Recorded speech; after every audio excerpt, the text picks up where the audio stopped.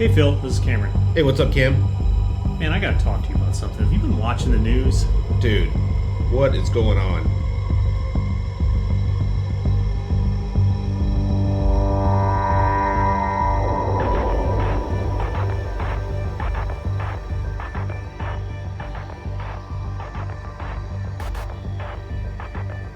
Pocket politics with Phil and Cam. Why? Why are we doing this? I think it's gonna matter. The only thing they want to talk about is guns and abortion. My own views, I want to see the Republicans get away from the social issues. I'm not saying that Republicans are idiots. You hear something like that, it's powerful. As an American, I was disgusted.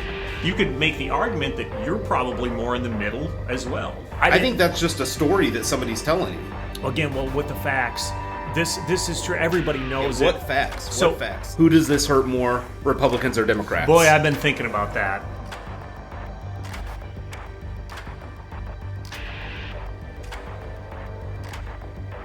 Welcome back to Pocket Politics, episode 22, is it, Cam?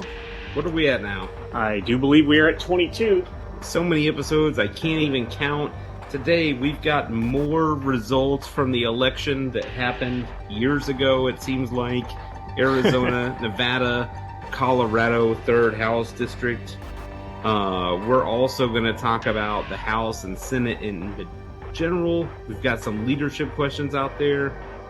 We've got Republican infighting, the demolition that is occurring from the past election has caused people to disagree, and they are not doing it nice.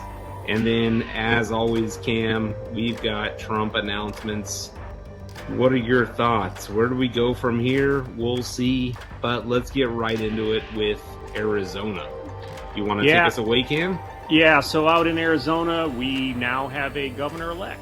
Carrie Lake is not happy that she lost. In fact, she is not conceding, and she's running about not too happy. But at the end of the day, there was a lot of polls out there that had showed her gaining momentum and showed her this and that and the other. But you know what? She ended up losing the thing. As we saw, Maricopa County, when they finally got those votes counted there, that seemed to be kind of the big push that put Hobbs over the top out there. Arizona, for the most part, I think is now complete. And like I said, they've got a new governor-elect out there. Yeah, and sorry, this is kind of like, I mean, the way the news cycle goes, this is kind of old news because we learned literally like, the night after we recorded the last podcast. It is a little bit old, and so most people probably know this, but we feel like we have to bring it up because it is results, and that's what we talk about. Has she conceded yet? Have you heard anything? No, that's what I was saying. She hadn't conceded. She is no indication she's going to concede. She's pretty irate about the whole thing. She's been putting stuff on social media. Her friend, the mustache, Mark Fincham, is not conceded either, and he's been putting all kinds of things on social media about the race and voter fraud in Arizona. And I feel like they're just getting warmed up, and they're going to keep this thing going for a while. Don't you, Phil? I do. I mean, it is Arizona. One notable thing is I think this is like the first time they've had two Democratic senators and a Democratic governor. It's the first time they've had that combination in 90 years. So that's worth noting. That's pretty big. Yeah, I mean, it is or was the state of John McCain.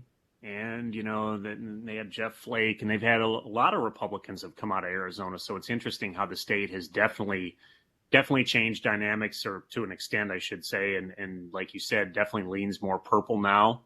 And we'll watch it going forward. But also Nevada, Phil, that race is now set up there. You want to talk a little bit about that one? Yeah, so Cortez Masto wins officially. Again, this is kind of old news. I mean, we learned shortly after we recorded the last episode, but we got to talk about it here. Did you know, though, that it's the first time in a century that no Senate incumbent lost in the primaries? Or in the midterms, sorry. I didn't know how long it had been, but I knew it had been a while. Yeah, so widely projected as the most vulnerable candidate. I think we talked about the seat months ago. This was definitely a seat that everybody thought was the most vulnerable. And the Democrat and incumbent ends up taking it. I think there's a dynamic here that it's a little strange because a lot of people didn't talk about Adam Laxalt, her opponent, the way that they talked about Doug Mastriano or Blake Masters or some of the more extreme candidates. But I had mentioned it several times before that I just think that the large union presence and the hospitality industry in Las Vegas made a big difference in this race, and it looks like it did.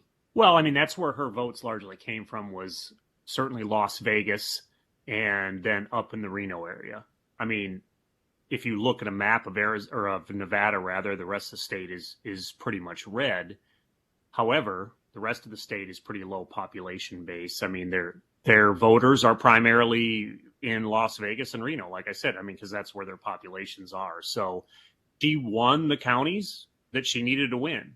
And, the rest of the state, while it looks like a large landmass, like I said, just doesn't have a lot of people living out in those areas. So she did do well in that Las Vegas area, et cetera. So, I mean, she did what she had to do to win it and ended up holding on to her seat out there in Nevada. And like you said, Phil, this was probably the race that I think Democrats were most concerned about, or at least it seemed that way for a long time. I kept hearing about Nevada.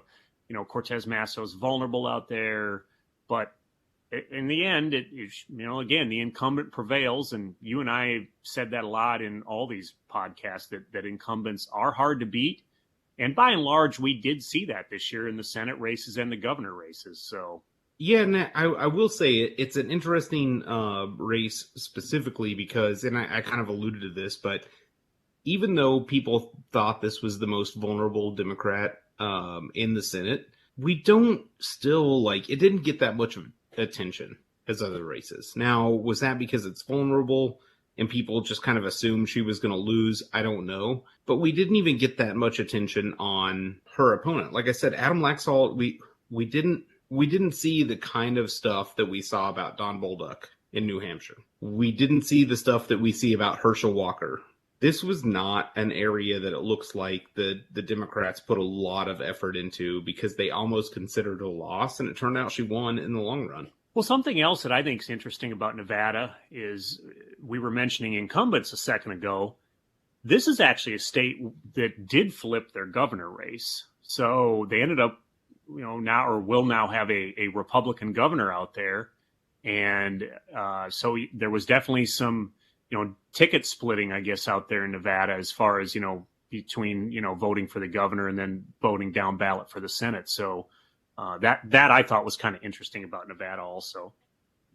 Absolutely. Yeah. It's unique because I kind of, and again, we've talked about this multiple times, but I kind of thought we were in that world where people on principle are just going to vote straight R or straight D. And it looks like that they're bucking the mold in several races in several states around the country. I mean, this is not a R versus D election at all. No, I agree that we saw that play out in Pennsylvania and numerous other states, New Hampshire, et cetera. So definitely saw that.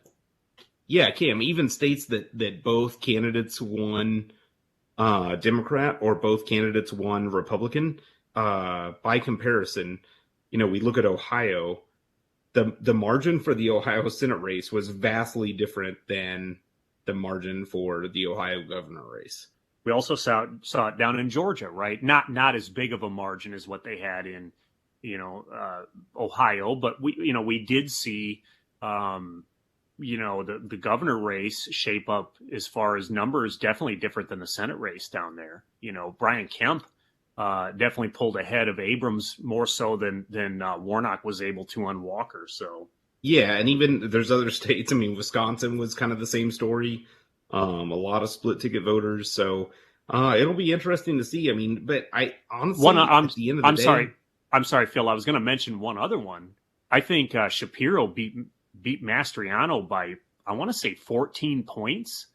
Whereas then the Senate race was only like I think a 3-point win by Fetterman. So, I mean, a pretty big gap in the state of Pennsylvania. Yeah, you compared that, or look at that in the sense that we called the governor race in Pennsylvania the night of, I believe, right? I mean, it was we called knew, pretty quickly, yeah. Yeah, we knew. I'm pretty sure the night of, and then the Senate race took us almost a week, if not a week. So I think this is good news. I think this is a good sign that the electorate is paying attention. They are influential, right? And they're not just voting on a red or blue principle. I would like to think this is good news. Yeah, it looks like people are actually researching candidates and voting with who they feel is going to be the better candidate, as opposed to, like you just said, whether they have an R or D next to their name. So we'll see if that trend continues going forward. But one more race to catch up on here a bit, Phil, is out in Colorado. This one was only recently called, and that is that 3rd district there. Do you want to take us away on that one? Yeah, I mean, your personal favorite, Lauren Boebert. I know you like her because her restaurant, made a bunch of people sick. I'm just joking. But yeah, the controversial Freedom Caucus member, Lauren Boebert, beats Adam Frisch by 551 votes. Now, the state law says it has to go to a recount, but Adam Frisch conceded. So I don't think that's going to happen. I think you're telling me it's not going to happen. The last podcast, I think there was a margin of like 1,200 or at least over 1,000 votes that separated them. And we talked about it a little bit. I should have been more educated last week, but I wasn't. But the results of this changed because of vote curing. So, Cam, what do you know about vote curing, or do you want me to take this one and run with it? I'll let you go ahead and run with it, Phil, and I'll just chime in a little bit as you go. Okay, well, we talked about it a little bit last week, and you educated me this week and told me, sure enough, it is 23 states allow vote curing. Now, if you look at the map of the United States and just highlight every state that does allow vote curing, it's really surprising. This is not a partisan law, right? There are some very red states that allow vote curing, some very blue.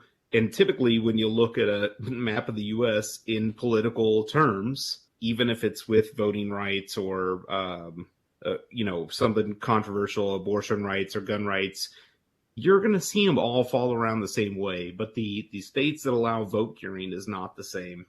And basically, it allows a voter to change, or not to change their ballot, but to correct their ballot if there's any deficiencies. And I mentioned last week that sometimes ballots are difficult. Did you know that there's a Pennsylvania law that, this actually kind of played out during this election, but there's a date. You have to input the date on the envelope that your ballot is in. And if you didn't understand what the date meant and you put today's date, like the day that you voted, or you put yesterday's date, or you put the date that you mailed your vote, or you just thought maybe they were asking for your birth date, those are all acceptable. But if for some reason you left it empty, that vote gets tossed. So you just need to have a date in there. You just need to have an A date. It can be a date from the future. It can be a date from the past. And for some reason, the law is written this way. There have been people in the past that have tried to fix it. This is a good example of why states like Pennsylvania allow votes to be cured, because sometimes people are like, I don't know what date to put in there, so I'm going to put my birth date. Some people are like, I don't know what date to put in there to be effective. I'm just going to leave it blank. And that offers very different consequences, right? So that is just an example of why vote curing in some states is allowed. I mean, again, I'm kind of mixed about it, but I think this is a chicken or egg conversation. Is vote curing good or bad? I don't know. Is it a sign that maybe voting should be a little bit simpler? Probably yes. What are your thoughts on that? Yeah, I was going to kind of echo what you said. I mean, it's hard to really say whether it should or shouldn't be, but you're right. I mean, it does kind of lean towards voting processes being complex. If we've got all these votes that are getting rejected for various things, and we come back and cure them, I guess I almost kind of feel like it's one of those things where if some states do it, they probably all should. But I also understand, states want to be able to do their own thing. So, but I mean, we have almost half of them doing it now. I will say though, as far as vote curing goes, I've heard more about vote curing this year than I ever have in any other election. I'll say that. I mean, honestly, talking with people, I think there's a lot of people that didn't even realize vote curing was a thing. I'll be 100% honest with you. I've never heard about it until like 10 days ago, maybe 12 days ago. And so again, this goes back to my point about split ticket voting, is that this is a good sign, in my opinion, that the electorate is becoming more informed, more engaged. And I think that just look, Democrat or Republican, I may disagree with you, Cam. You and I certainly disagree about a lot of things, but it's just helpful if more people vote and more people are engaged in the political process. I will definitely agree with you on that. Yeah. So however you feel about issues, it is the right of the people in this country. And that is most important, right? Like I'm gladly, well, maybe not gladly, but I'm willing to be outruled on an issue I believe passionately about if 97% of the rest of the country disagrees with me. I will concede that. Yeah. I will say this, going kind of shifting back into that Colorado race itself. We kind of touched on this last week, but Lauren Boebert, she got a challenger that I didn't think she saw, or I don't think she saw coming. And I think, in the future, I got to be honest with you, I think she's got to be nervous. Now, it is a pretty red district, but, just the fact that there were definitely a lot of voters in her district that do not appear to approve of her. I mean, we saw that in that debate she was at earlier where she was getting booed by her own constituents. I will not be the least bit surprised, I should say, if Frisch challenges her 2 years from now. And if not Frisch, I would be willing to bet there are other Democrats that are probably sitting in her district right now thinking, you know what, I might have a shot here. So, Phil, I think she's got to be nervous. I don't know. Does that mean she changes her ways? I'm not going to go that far. But I will say this. I think she's got a tough road ahead of her in 2 years. I think that might be a tough election. I think she's probably going to be vulnerable. And I will not be surprised if Frisch tries to challenge her again. I couldn't agree with you more. I mean, I think she's vulnerable in the future to a Republican challenger, an independent challenger, a Democratic challenger. I just think she's vulnerable. Look, she is not a person that news is friendly to. Yeah. And unless you're on the far right wing podcasting network or interested in watching people in the House speak when they're on a recess, because that's a lot of what these, the Marjorie Taylor Greenes, the Matt Gaetz, the Lauren Boeberts do, is they record these videos and put them all over social media when the House is in recess and they're speaking like they're speaking to the whole House, but they're not. And unless you're interested in that, I think it just turns people off. And I think she was extremely vulnerable. And if she keeps running down the same road, she's going to be even more vulnerable moving forward. You just brought up. Do you agree? Yeah. Well, yeah. Yes. And you just brought up an interesting point, though, too, Phil, about the Republican possible challenger. That is another thing. She may face a primary challenger that could knock her out of a primary, depending on how all this goes. I'll be honest with you. I know I'm kind of getting ahead of myself, but I wouldn't be surprised in Georgia if Republicans try and mount a strong primary challenger to Marjorie Taylor Greene as well. So, I mean, they both may be facing, some challenges in that upcoming election, just based on what we're seeing with the voters, right? The voters are showing, or have showed us rather, by the way they voted, they're not really in favor of bombastic, loud candidates, et cetera. I think there's a movement, in this country where they want more normalcy in our legislating. And so based on how Marjorie Taylor Greene's district is, it's very, very, very red. I don't see any Democrat beating her, but I mean, nothing says some Republican doesn't come to try and put up a strong primary challenge against her. So I'll actually be watching both of these candidates in 2 years to see how that goes. And yeah, and to build on that, I mean, I just mentioned Matt Gaetz a second ago. I mean, if he doesn't get indicted for sex trafficking of minors before the next election, I mean, look, he ran in a race that's heavily heavily Republican against a Democratic candidate who was batshit crazy. Yeah, she was crazy. Yes. Yeah, so yes, she had several big time university jobs and was a scientist, but she got fired from all those jobs. And she got arrested for stalking and like all these other things. So if a candidate that was worth their weight in aluminum per se could have ran against Matt Gaetz, he might have had a tough challenge. We don't know because, like I said, the person who ran against him was nuts, but we don't know. But with that being said, where does this lead us, or where does this leave us with the House and the Senate as a whole? 221, 222, I think, is what they're finally projecting. There's still a couple races out there not called. I know there's one in California. There's one the one in Alaska is not done either because they're doing their ranked choice voting. So a couple of races still outstanding, but I think it's gonna land right around 221, 222. So a slim Republican majority in the House. The Senate keep in mind that 222 is what the Democrats have been working with for the last 2 years. I know you know that, but for our listeners, they've had a pretty slim. They've had a slim one as well. So it's basically just kind of flipped around again. We talked about that. The Republicans, by and large, been licking their wounds coming off that election. I mean, the projection was going to be a lot more seats, but at the end of the day, they did end up getting the majority, albeit by a slim margin. Going over to the Senate, there we're looking at right now Democrats are going to hold a majority. Now the question is are they going to have 51 or 50? Is what it boils down to, is what it's going to be. And it's all coming down to this Georgia runoff. I mean, at the end of the day, they're both really, really close. I mean, what do I think we're going to get out of it? I mean, I think to get anything moving out of, either of these things, it's going to have to be bipartisan type, legislation.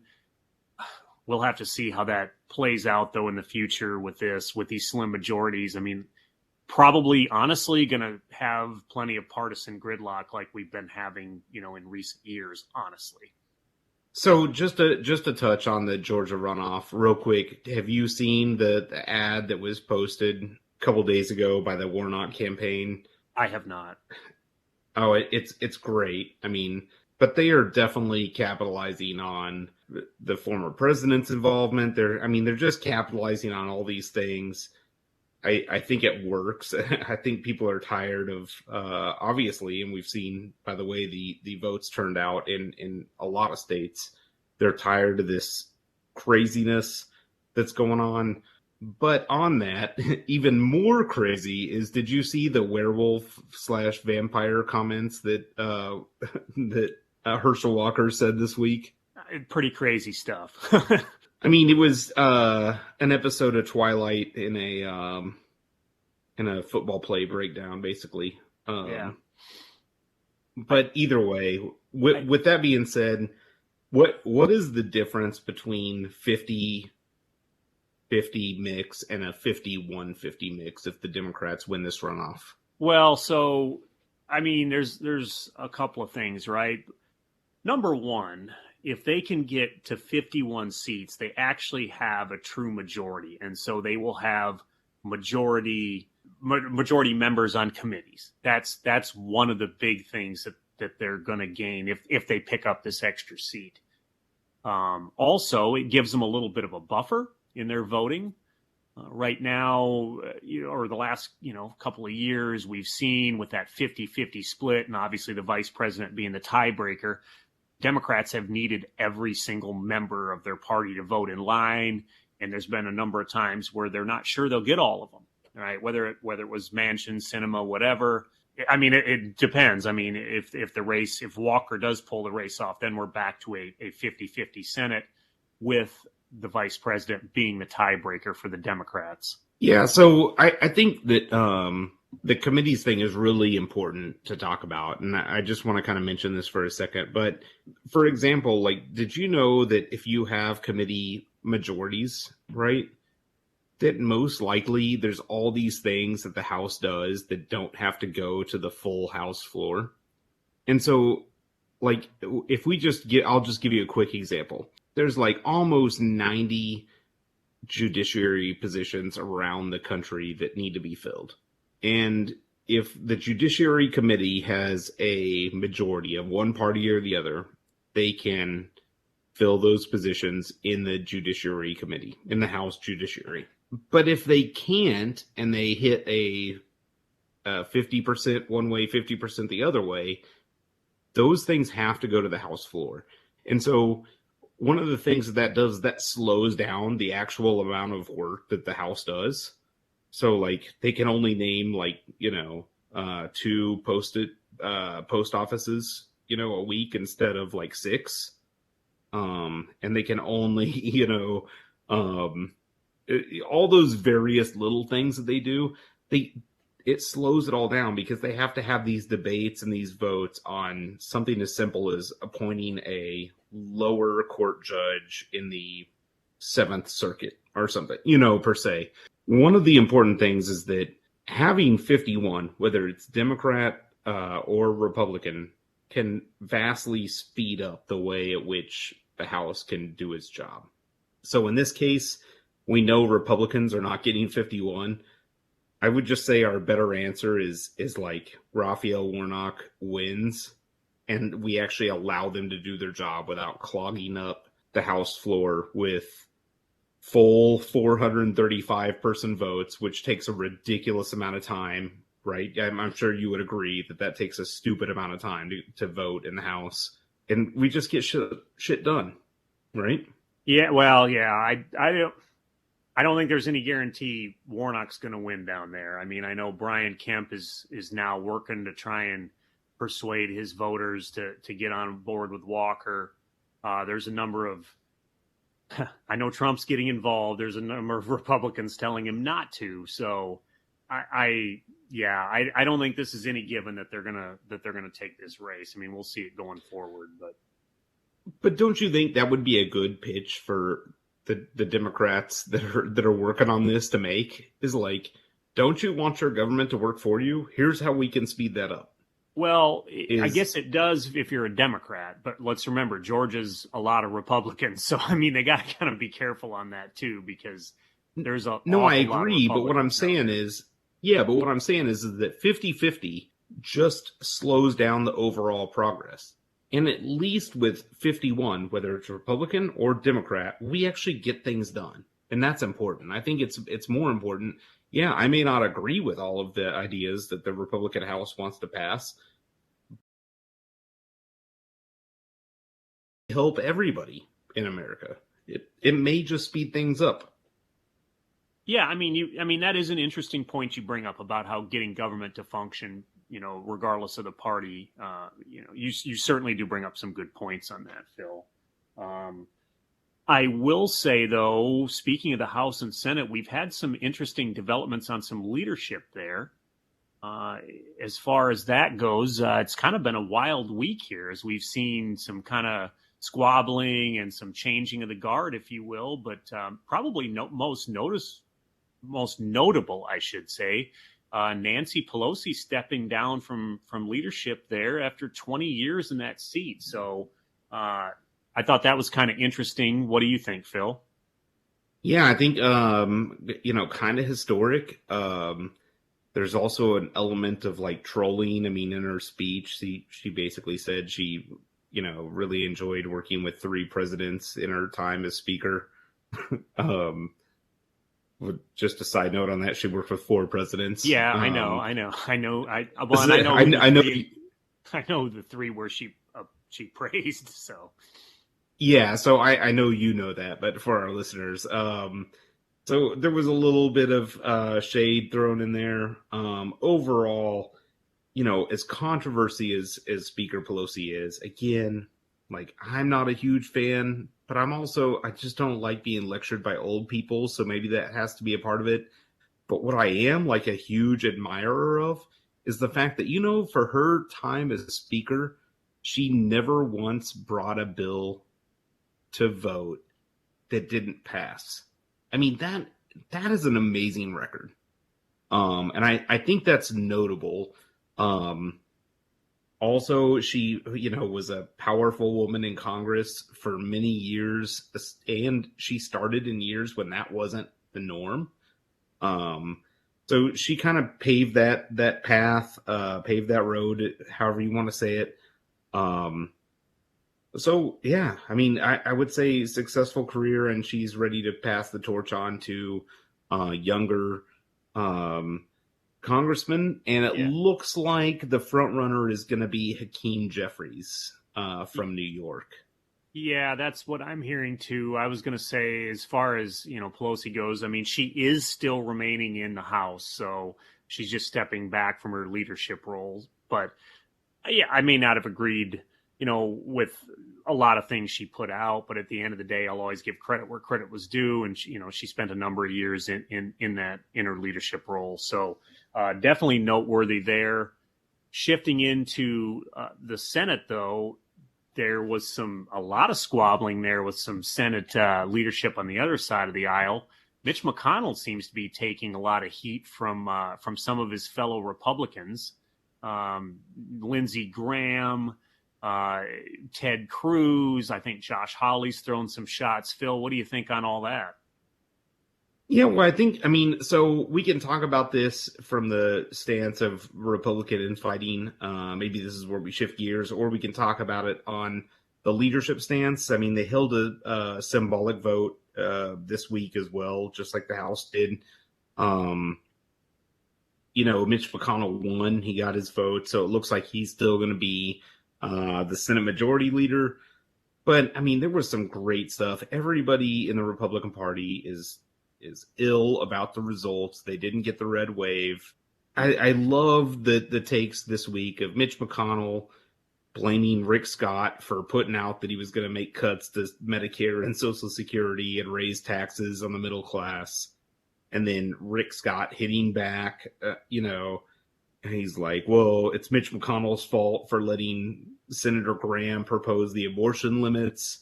And then that started a fight between Mitch McConnell and Lindsey Graham. And then I read an article today that Kansas Democrats are fighting because Laura Kelly got reelected as governor. I mean, what is going on?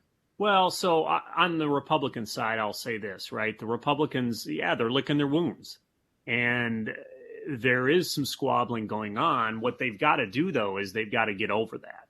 And I will tell you, whether people like him or not, and Phil, I know you're not necessarily a big fan of McConnell, but I think you would at least agree with me that he is effective at his job. And no, I don't. I'm going to hold on real quick before we go down this road. You always say, I think you would agree, but I've tried to disagree with you, and I don't think you recognize the principle of my disagreement. It's just that you're not effective at your job when you're effective at not being effective. Okay. But, so, yes, right. He has been very effective at stopping agendas. He's also gotten a lot done for the Republicans, though, and here's my point. I think the Republicans need a strong leader right now. And I think their best bet in the Senate to keep them going is Mitch McConnell. Now, I know the trend is to get younger leadership in there.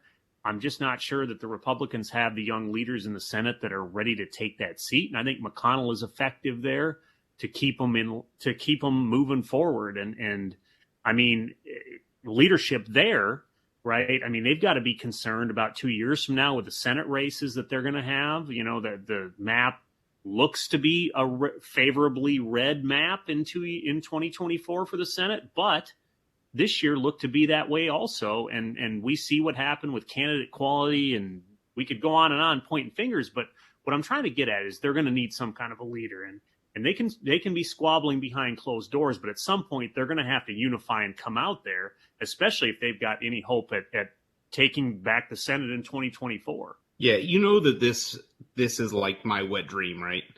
The Republicans beating each other up and fighting.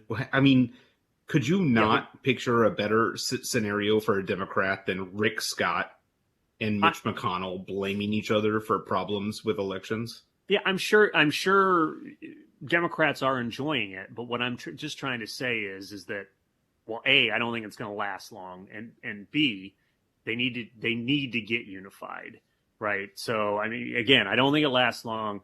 I think the unification part comes. I think McConnell got his votes. He's going to stay on with in that leadership role, and I think he's right now the best guy to have that seat in the Senate. Now, I could be wrong. There's probably other ones out there that Republicans are saying, well, this guy should be there. This guy, whatever. But hey, guess what? Mitch McConnell has the experience. And sometimes you just need experience to get you by. And right now they hit an icy patch in the road, if you will, a tough spot. And they need some veteran leadership to get them through. I think keeping McConnell in there is the same thing. Yeah, they can have some squabbling, but eventually they're going to start looking at 2024. And I think they're going to move past some of this infighting. So going over to the House side, staying on the Republican side, here's an interesting one. Kevin McCarthy, he may not get his votes he needs for Speaker. I mean, there's some definite squabbling there as well. And I mean, I think personally McCarthy gets it. Phil, I think you've got a little different thought on that, though.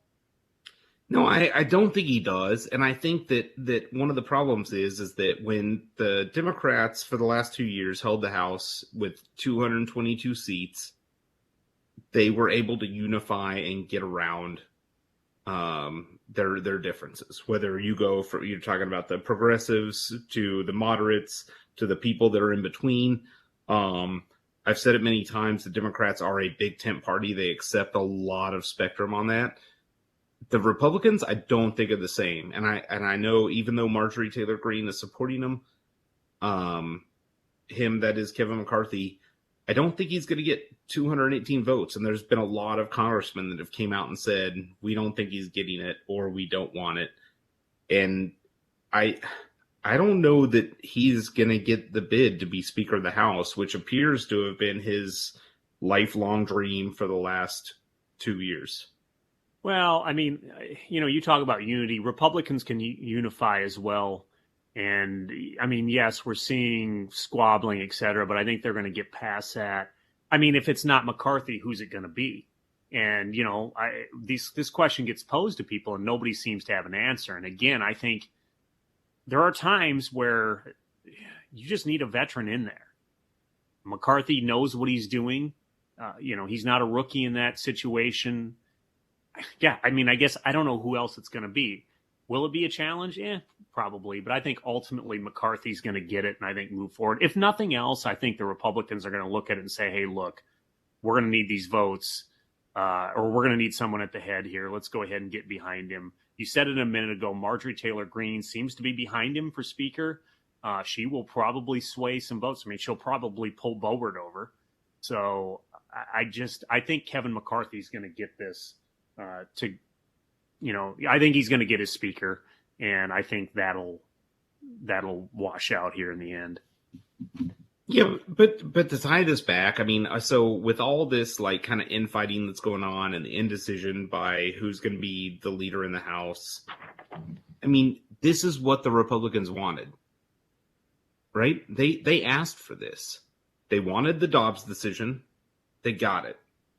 They wanted the Trump base to support them. They got it. And they got what they wanted. And now they've gotten what they deserved, was that a large portion of the electorate that they thought was going to turn out for them did not. And yeah, they didn't have a terrible election, but it was certainly shocking. And now it was shocking enough to cause them to fight to the point they are now. And it's public and it's kind of embarrassing. I don't know. Well, yeah, I mean, ultimately, hey, they won the House, so they did do that. Now, was it by the margin they thought? No. They did well in governor races around the country.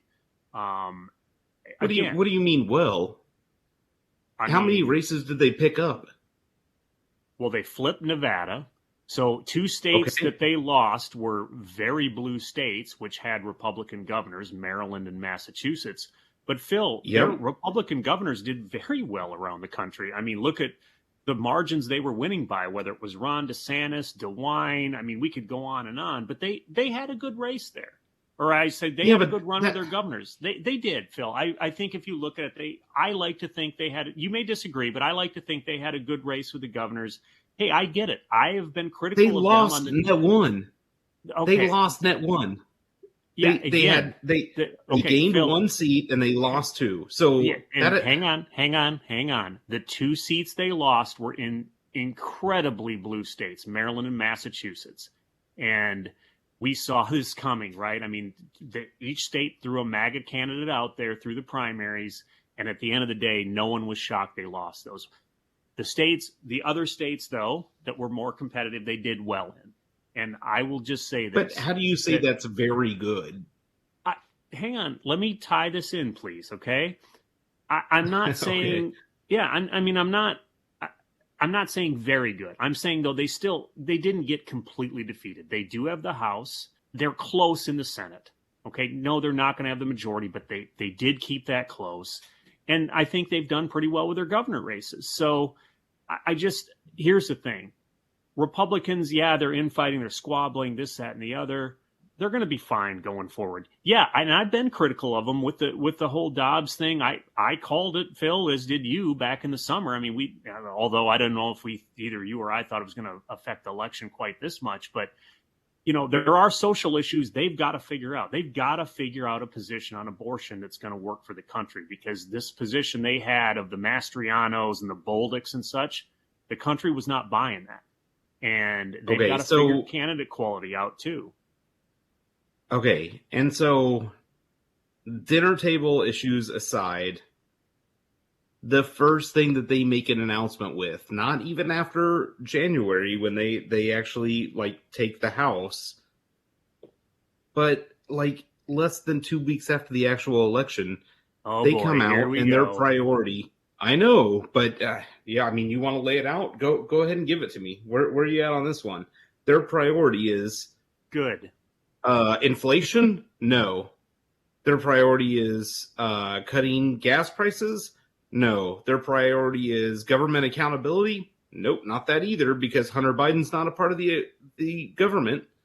So their priority is investigating Hunter Biden. Yeah, I say it's good because the country has never seen the full story on Hunter Biden. And you know what? I hope they do investigate him. And you know what? The Democrats, here's my point, Phil. If you're a Democrat, you should be cheering, because all I've ever heard from the Democrats is, oh, he's not a big deal. He's fine. Him and Joe Biden have no connection at all. He's off. His problems are nothing of the president. So you know what? If I was a Democrat then, and I truly believe that, I'd be cheering, because if nothing comes of this, then they can flip it right back in the Republicans' face and say, what were you doing? But okay, hold on. So what came out of the last major House? Hang on. What results came out of the Benghazi investigation? And you know what? You're comparing apples to oranges. Let's just go back to this. What tangible results came out? What tangible results came out of that? I'm not going to sit and go all night on this. I'm really not. Okay. At the end of the day, that's fine. That's fine. Just let me say this. They have every right to do it. And I'm serious though, Phil. As a Democrat, I think you should be cheering this, because guess what? If it blows up, like a lot of Democrats say they think it's going to blow up, and I say blow up, meaning that nothing comes of it, they should be able to throw it back in the Republicans' face. That's kind of where I'm going with this. Okay, but for somebody who's not in the U.S. government, right? Hunter Biden is not part of the U.S. government. He's not on any federal payroll. He's not on any state payroll, right? In the United States, he's just a relative of the president. Don't we have police for this? Don't we have the FBI? Don't we have the Justice Department? Why do we need the House legislators, the people that are supposed to be doing progress for our country, and that campaigned on inflation and crime and all these other things, to be like, our first initiative is to figure out what's on that laptop? I mean, this is silly, Cam. Phil, I want to know. Phil, I know you're not a Democrat, so I know you don't understand this, but no, as a Democrat, this makes me extremely happy, because it just shows the American public how ineffective Republicans are in the House. Well, again, they won the House, so there's that. So I get it. Democrats are upset about that. But guess what? Elections have consequences. And both sides love to tout that very pitch when they win. And so I'll just say it. Elections have consequences. And guess what? The Republicans won, and here you go. And you know what? Yeah, I want him investigated because we don't know. We don't know what ties he has to the president. And that's the big question here. Has Hunter Biden, is he profiting off, or is Biden profiting off some of this guy's slimy deals he's had over in the Ukraine and all over the place? And we don't know that answer. And I think we should see it. I think we should see this thing play out. And as far as the inflation and the crime and stuff, give them time. And Phil, I'll ask you that. I'll just ask you, give this House time. Let's see what comes of it. That's what I'm going to say. Well, I mean, okay. In all fairness, I mean, we gave them 4 years not too long ago, and actually 6 years. And what did we get? Again, Phil, just let this one play out. So we didn't get anything. Is that? Are you Phil, on record with that? No, I'm not. I'm not going to sit and go round and round on that. I'm looking at the future, and I'm going to say this. Okay. Real quick, looking at the future, we got to talk about this lame duck session. What do they try and do? Do the Democrats that own the House try and do something on the lame duck session? So in the Senate, right now they're trying to push through a codify same-sex marriage bill.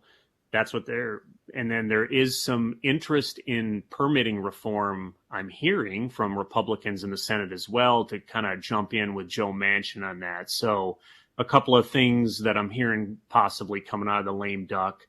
We'll see where these go. In the Senate, though, they do think they've got enough Republicans, I should say, to join the Democrats to codify that same-sex marriage bill. I think Rob Portman's on board. Mitt Romney is. I think they got Romney on board because there's some kind of religious exemption that they've got in there now for it. So that brought Romney and a couple others over. I forget all the Republicans that are on there, but they think they've got enough votes to possibly get that one done. So, okay. Hey, a lot of, not to cut you off, but a lot of talk on the debt ceiling. This week, it was mentioned with Senator Warren on Meet the Press on Sunday. What are your thoughts? Do they try and... I mean, Elizabeth Warren mentioned she wanted to just remove the debt ceiling totally. Do they try and push this through, even as the clock ticks to like 10 or 11? I think they'll try and go for this one. Yeah, I think they'll try and push it through. I think they'll try. I don't know where this is going to go. I cringe whenever I hear anything with money and Elizabeth Warren mentioned in the same sentence. So like that one is like, ugh. But why? Just out of curiosity, I don't know that we've talked about this on or off the podcast. I don't think Elizabeth Warren is a very financially responsible person. I see her as a very progressive person who just loves to spend money. So I don't know that I'm necessarily a big fan of her ideas when it comes to the debt ceiling or anything along those lines. That is my opinion. You probably feel okay. So keep in mind this.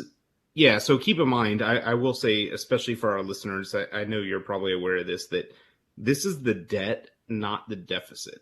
I know. So, I get it. I was just making kind of a general jab at Elizabeth Warren there, Phil. I'm not trying to have a big long discussion on that. I was just making a general jab at Warren. No, I'll be honest with you. It's something that I kind of didn't think about too much before I watched her on Meet the Press on Sunday. But I will say that I can kind of see she has a good point, because it is related to the amount of debt and not the total deficit. Which is it kind of does seem like a silly rule. President Obama said back in the day, this should be a bipartisan issue. This should never be partisan because this is the stuff we need to do. And it does seem that even as we have more people in the country and we bring in more money from taxes and more stuff like every year, that number grows. We should be allowed to spend more money, right? I mean, that seems logical to me. I don't know why an arbitrary number is that big of a legislative holdup per se. Yeah, like I said, we'll see where this one goes in the lame duck, but I mean, they call it a lame duck for a reason, and I don't know that much is going to get done. But Okay, I we'll think I find will out. agree with you. Yeah, I think I will agree that the lame duck seems to look like it's going to be very lame and very duckish. Yeah, I'll tell you Um, though. I will tell you though, what is a little bit more exciting, Phil, is we've already got a presidential candidate for 2024. You guessed it, Donald Trump. Donald Trump, yeah. So, I'm super sour about this, and I don't know if you know why, but I'll just tell you. Because I've been saying the whole time since we've been recording this show, not today, but all the episodes, that he's not going to run again. Hey, Phil, can I So if remind you? anything, Phil, can I remind you who said he was going to run? I I think that's it. Isn't that just assumed by the fact that I'm so sour about this? I know, Guess I know. what? I'll give you Trump running for 2024, and I'll take the red trickle. So you can have it. But he announces last weekend. We could play a clip. I'm not even sure I want to, so let's just skip it. There's I don't know. There's a widely reported news that he was holding the people hostage in there. It's like they show up for Mar-a-Lago's dinner and then get held hostage for this Trump speech. And there's like videos of people trying to leave. Thoughts? I mean, what do you got? I mean, thoughts on it. Number one, I thought his speech was kind of low energy to Sucked. borrow. Well, I used the words low energy to kind of borrow one of his own lines that he's pitched out on so many other people. But as far as the thoughts right now, after what just happened in the election, and oh, by the way, several of these candidates that took a beating in places they maybe shouldn't have taken a beating in were guys that he heavily endorsed. Yeah, I'm not so sure the timing was necessarily the best. As far as thoughts go, earlier I said the Republicans have got to get ahead of themselves on some social issues. They got to figure out this Donald Trump thing as well. I mean, yeah, Donald Trump threw his name in there. I know there's a lot of appetite for Republicans to have another candidate out there, but they've got to be careful. And I say they've got to be careful because what they don't want to do is throw 10 or 12 people up against him in the primaries, because that will probably push him to the top again, as it kind of did in 2016. So they've got to be careful with that. I think they've got to figure out who their candidate is going to be and push forward behind someone, because right now this is a risky move trying to get behind Donald Trump. That could really blow up on him in 2024 going forward. So it was an odd night the other night. His speech, he like I said, he seemed low energy. We'll see going forward, but yeah. I mean, he invoked Duterte from the Philippines. He gave that. He talked about drug dealers and I don't know, just getting the death penalty. You're like, what? He just said all kinds of crazy stuff, tons of lies, which is pretty much par for the course. Some people are saying that he's doing this just to avoid prosecution and indictments. But if that's the case, he's got a narrow view of history. I'll not being the history buff, I'll invoke the history buff here in a second, but not being the history buff, let me remind people that if he thinks that running for office or even being in office keeps you from getting indicted and going to jail, well, not necessarily going to jail, but being indicted and having to deal with legal consequences, it wasn't that long ago when Nixon's vice president was taken down for the sole purpose of not allowing him to be president after the criminal president resigned. I mean, yeah. I mean, there's a lot. I mean, we could probably go on for days about all of this, but going kind of touching back on what I was talking about a second ago with him actually in the race now, Phil, where does this take the Republican primaries? And I'll just ask you, because I'm kind of curious on your take on this. Is there a Republican out there that can unseat him in a primary? No. If it's a Trump of a different day, yes, there's a possibility that happens. However, if he runs at the same tempo as his speech the other night, he's done. And he might be done anyway. Look, the 18 to 34-year-old demographic that voted in the midterms, and the independents, both were very democratic, right? Well, yeah, but and so I know that they're not necessarily going to get Trump in a primary, but I'm just saying this whole thing is moving away from him. In those states that allow independents to vote in primaries, Republican or Democrat, if he's running, they are going to go for the Democratic candidate. Well, I was and they're going that direction. Well, that's why, or they're going to spoil the party for the Republicans. If there's, again, you mentioned it, if there's 12 people on the ticket, I mean, nobody's garnering that kind of support. No, and that's what happened in 2016. That's what put him over the top. That's why I asked you if you thought there was somebody out there that could take him in a primary. I mean, a lot of people are saying Ron DeSantis can do it. The problem is, though, if it's, again, in a primary, if it's Ron DeSantis, Glenn Youngkin, Nikki Haley, Tim Scott, and 4 or 5 other Republicans, Mike Pence, et cetera, that I've heard mentioned, all of a sudden you've got this big, broad field, and they're all splitting the anti-Trump vote in the primaries, and Trump's got his, whatever he's got, that loyal base, 20, 30% or whatever it is, or higher of the Republican Party that sticks with him. That's the danger there, I think, that the Republicans have got to look at, which is why I'm saying they need to find someone, whoever it's going to be, and unify behind that person and get prepared for a primary. And I'm not saying it can't happen. I just don't know that we know that person. You've talked about what's his name from Maryland, Larry Hogan. Larry Hogan, who is no longer the Maryland governor.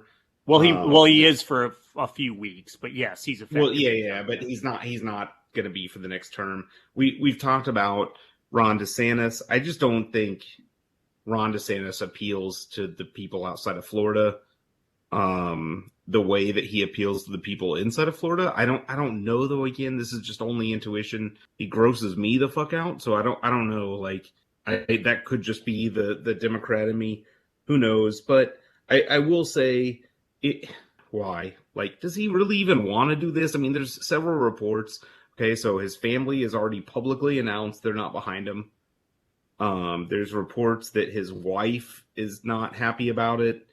I don't know. He was, even his soulmate, Hannity, cut his speech off the other night. Like, yeah, I'm not sure.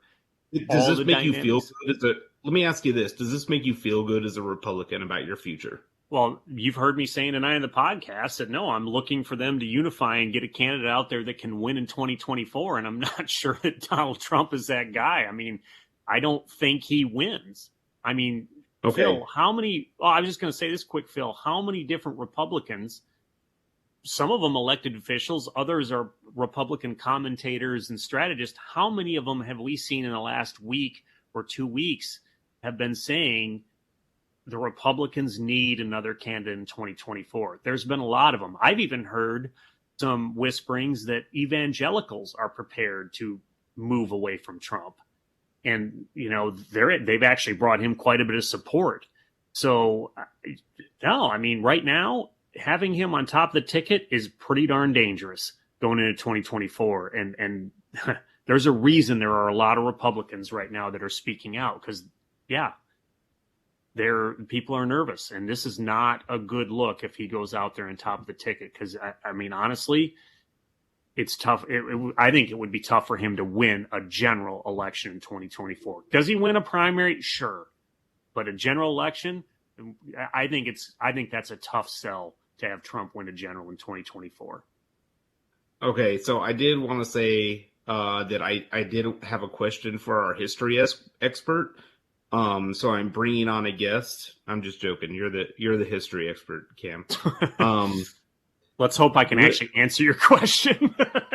okay. Has there ever been a time? Well, I know the answer, so I'm sure you do. But has there ever been a time when a president has served non-consecutive terms?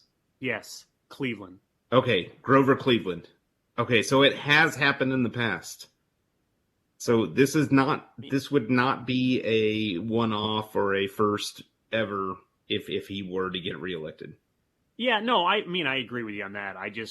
The way things are shaping up and the way we saw these midterms and the temperament of the country right now, I just don't think that guy wins a general in 2024. That's my opinion. I could be wrong, but that's just my opinion on that. He's also got other things, though, besides just him announcing his candidacy. I mean, he's got this whole special counsel thing, Phil. What's your take on that real quick? So special prosecutor appointed to investigate him on basically, I think it's 6 or 7 charges, all pretty much relating not to January 6th, but most of them relating to the storage of classified documents or the reallocation of government property based on the Mar-a-Lago FBI seizure. I heard a lot of different takes. I'll be honest with you, Cam. I don't know which lawyer or political mind to listen to because pretty much everybody I've listened to has had a different take on this. Some think it's great, indictment looming. We're going to finally take him down. This is the key we needed.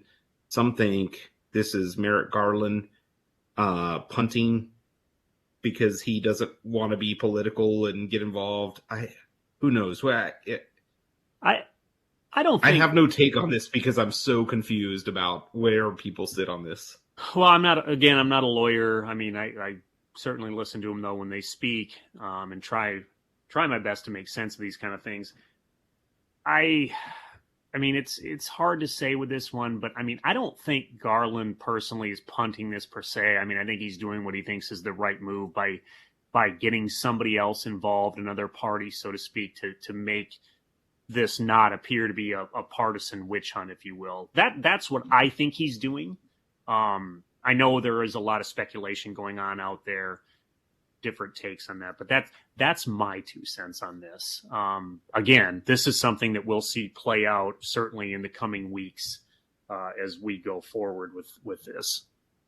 Yeah, and keep in mind, it has been done before. You can actually run for office from prison.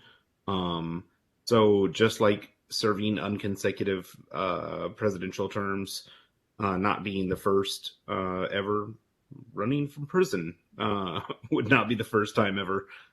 Who knows? I mean, there's a long way to go before he's in prison, but we'll see. I don't think he's ever going to get there. But any more thoughts on that, or are we going to wrap it up? No, Phil, I mean, like I said, I think we just heard about this a day or 2 ago. I think we just have to let this one play out, see where it goes. Because there will definitely be more to talk about in the future on this. But, yeah, I mean, okay, I think that wraps that up. Okay, so more to come on that. Hey, before we kind of wrap it up, I just want to stick a plug out there for pocketpolitics.co. You can go to the website. You can see what your favorite podcasters actually look like in person. You can interact and link to our social media pages, different places to get our podcast, all that stuff. What else can you do, Cam? Am I missing anything? No, I mean, well, like you said, big thing is link up and listen to our podcast. Look at our social media to see the content that we're putting on there. There's certainly been a lot of stuff coming out on the Facebook page, and we're going to continue doing that. Instagram's out there as well. So, and then you know what? If nothing else, send us an email. We'd love to read it. Yeah, we want to hear your thoughts. If there's questions you guys have or anything else that you maybe want to talk about, if you're confused, if you want our takes on something, want to see where we lie, all that stuff, we've got it for you. Just reach out, pocketpolitics.co, as well as our social medias. All right. You're talking politics too for the parting shot. What do you got? Yeah, so with the parting shot tonight, I just want to come up with something here or talk about something here rather that I find pretty interesting. So I was talking earlier in the podcast about that 2024 map, and as I was looking at it, I know Senator Ted Cruz from Texas is up for re-election here in 2024, and I found it interesting that Will Hurd, Republican, is actually his name is being tossed around rather as a possible primary challenger for Cruz. For our listeners that don't know, Hurd, he was a former congressman from Texas. He was a CIA officer as well in his past. He's got a pretty interesting past. He's a younger guy. He's only 45 years old. Pretty moderate Republican, and in fact, he chose not to run again in the House because he figured that there just wasn't a home for him, and so he's stepped down. But there's some rumors he may get back in, and I think that would be interesting to see him try and do a primary challenge against Ted Cruz in Texas. Now, again, he hasn't officially announced or anything. His name is only being kicked around. Nevertheless, I saw that. I thought it was kind of interesting and worth a mention tonight. So with that being said, over to you for your parting shot, Phil. Oh, man. My parting shot is the dumpster fire that is Twitter. Announced just before we took the podcast, President Trump is now going to be back on, or at least he's allowed back on Twitter.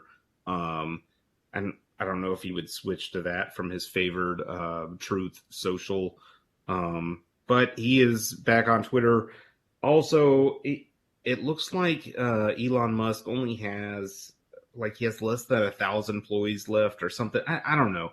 I mean, at first I was confused. I was like, is this Elon's master plan to take over Twitter and really make it something great? Or is he going to take it over and destroy it? I'm starting to shift towards destroy it. I mean, they have all kinds of chaos. They fired a whole bunch of people. Then they fired a whole bunch of more people. And now they can't even figure out how to get people into the building. They had to shut the Twitter offices down on Friday because he let all these people go. And some of them apparently were in charge of who has access to get in and get out. It's just pure chaos. Cam, your thoughts? Do we have Twitter a week from now? That's a good question. Not sure on that one, Phil, but I will agree with you that it is a dumpster fire. I'll just say that. And I really don't know what the future holds for Twitter. And by the way, we do not yet have a Pocket Politics Twitter account. The way things are going, not sure that we're ever going to get there either. Yeah, I will just say, if I were going to make a prediction, I don't think it lasts 10 days from now. But again, Donald Trump is running for president in 2024, so who knows what my prediction has in store. With that being said, anything else? No, I think that's it. I think another great episode. Absolutely, one in the books. Well, I will see you next week. All right, until next time. All right, bye.